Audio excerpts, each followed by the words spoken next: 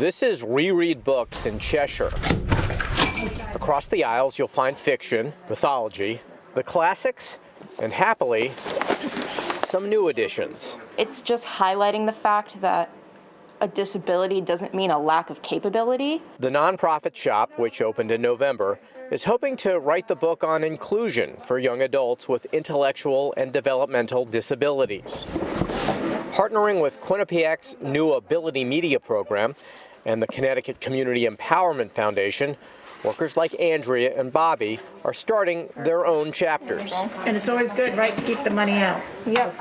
Now gainfully employed during the COVID crisis. You know, it's a safe spot. I mean, there's room to be socially distant, and the libraries were closed, so we've really kind of excelled. QU juniors Alessandra and Alicia are making this initiative their mission. I think that there are a lot of common misconceptions about people with disabilities, and through Ability Media, we want to show people that they are capable of much more and that the stigmas around them are not exactly true. These days they're open 7 days a week here, and currently there are 10 workers with physical and mental disabilities employed here. They're really, really good. They've really come a long way.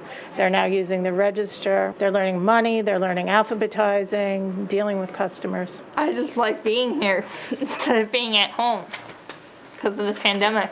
And I like seeing all the familiar faces from Cheshire coming in with the kids or grandparents or anything coming in to buy books. And they say this story will go on. And we want to do everything we can to spread the word and get people here. Oh, yeah. In Cheshire, Jim Altman, Fox 61 News.